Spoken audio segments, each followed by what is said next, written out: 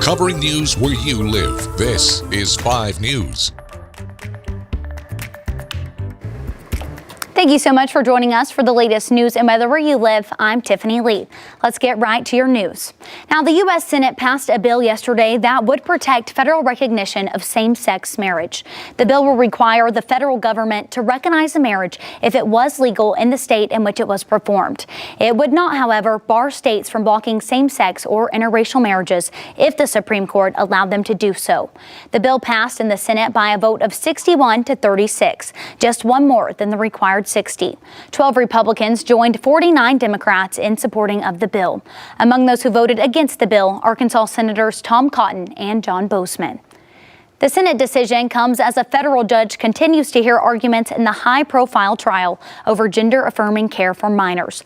The ACLU is leading the lawsuit to block Arkansas's ban on certain treatments. The state continued its defense yesterday, presenting a psychiatrist who has treated transgender youth. For now, the law is still blocked, meaning that doctors in the state can still give teens hormone treatments. Surgery is not provided until the age of 18, which is standard medical practice. Now, before we get to more of today's headlines, let's get a check of the weather with meteorologist Zach Scott. Hey, thanks, Tiffany. Today's a cooler day, but it's a lower wind speed day, if you will there. Yeah, we're getting lower winds, but temperatures are much lower than where they were yesterday. Started out very cold today. Temperatures going to be about 25 degrees colder this afternoon than where we were Tuesday afternoon. Cold air came in behind the cold front overnight. Damage is done. Look at this, cold air mass in place. We're talking 40s for highs for northwest Arkansas, upper 40s to lower 50s for the River Valley. Again, winds today much lighter out of the north, a cooler wind, but only about 5 to 10 miles per hour. We're not tracking gusts 30 to 50 miles per hour like we did yesterday. Scatter clouds build in overnight. Air still dry, so we'll stay dry with temperatures in the 20s to 30s. As we look at your northwest Arkansas 7-day forecast, a little bit of a warm up here. Next front's going to come in as we go Friday night into Saturday, so it drops those temperatures again. We'll have a chance of maybe a few spotty showers there Friday, especially through the first half of the day. And then we'll build more moisture in Sunday and a Monday. Widespread showers expected Sunday. Another front comes in. It starts to work in on Tuesday, so we'll warm up quickly Monday. And then as that front works in, we'll get better rain chances and some cooler weather slowly spreading in next Tuesday into Wednesday. Same thing here with the River Valley. Temperatures are warming the next few days. Chance for a few spotty showers during the evening into Friday. And then we drop off behind the front Saturday morning. Rain likely on Sunday. And then we're warming up with that next front coming in. Showers looking more likely Tuesday. Tiffany? All right, thanks for that, Zach. So we have updates in the case against a Missouri couple accused in the kidnapping and death of a pregnant mother from Benton County.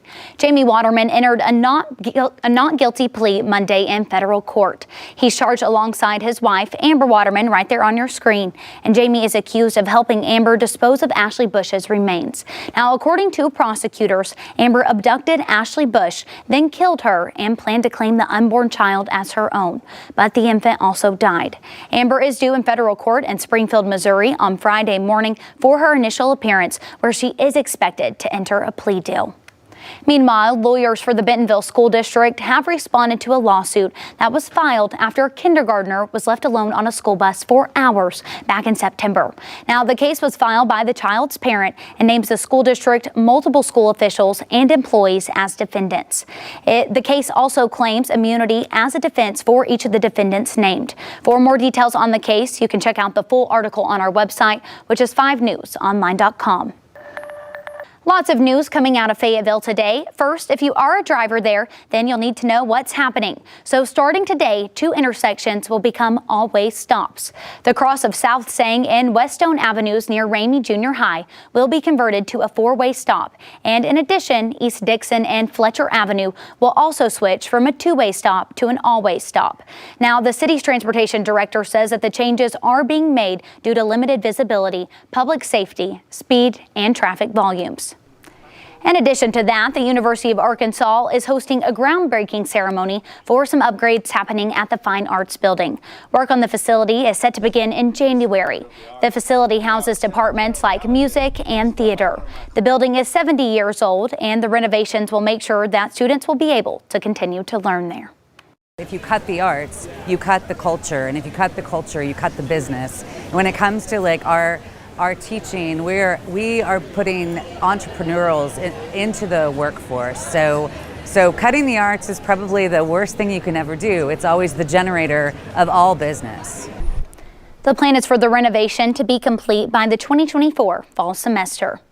And we still have over a month before Arkansas lawmakers will be heading back into session. But that hasn't stopped legislatures from already filing bills, specifically when it comes to maternal health care. One bill is requiring companies that offer to send women out of state to get an abortion to also provide 16 weeks of maternity leave. Another bill would extend Medicaid coverage for mothers up to a year after giving birth. Right now, they're only covered for 60 days after having a baby. Representative Aaron Pinkleton filed the bill saying that Arkansas is expecting around 3,000 more births this year because of that near abortion ban. So we need to have the resources available for those mothers. I think what we'll see is a lot of women will be able to get the resources they need, get paid for. And once again, this is something that I think is ultimately going to save us money because we're going to reduce the amount of ER visits, reduce the amount of infant and mother mortality, which is massive for the state. Pinkleton also filed another bill that would require Medicaid coverage and reimbursement for depression screenings for pregnant women. He says that they've noticed there is a high number of postpartum depression in Arkansas, as well as depression during pregnancy. And all of this as Arkansas hospitals are struggling to keep up with COVID, flu, and other viruses on the rise right now. We have new numbers showing just how serious this is becoming. There's a graph showing flu cases right there. Now, the blue shows people being hospitalized, and the orange shows how many of those are in ICU. Both are skyrocketing as emergency rooms and urgent care centers around the state are struggling to meet the demand. Ashley Godwin spoke with doctors to find out how it's impacting hospitals in the natural state. So unfortunately, nobody plans to be sick, so they show up to the emergency department. In the past 2 months, ERs across Arkansas have become busier. According to the Department of Health, in the past week, 2,000 more people have visited the emergency room compared to this time last month. And what we're seeing are people with flu-like symptoms that parallel COVID sometimes. This time of year is already tough on hospitals because of virus season, and this year's sickness has been spreading rapidly. The Department of Health says these illnesses are very high, with ER visits skyrocketing and hospitals scrambling to keep up. Every hospital is full. We're at 100% occupancy. We're kind of in a catch here of the increased demand and the limited workforce. The Arkansas Hospital Association says staffing has not recovered from the pandemic, leaving a big need when treating patients. We're in contact with the Arkansas Department of Health, and we work with them on bed capacity issues, and certainly we're trying to work through these and utilize parts of the state that are not seeing the same amount of surge right now. But Dr. Maddox says if you can manage to treat yourself at home, you can avoid the long waits at the ER. If you're able to tolerate liquids, Pedialyte, Gatorade, Powerade, alternate Tylenol, Motrin for the body aches and fever. Finally today, if you're a Corgi owner, then listen up because you're invited to be a part of Christmas festivities in Rogers. The organization Northwest Arkansas Corgis is taking part in the city's Christmas parade at 7 o'clock this Friday evening, and they want every Corgi to walk with them.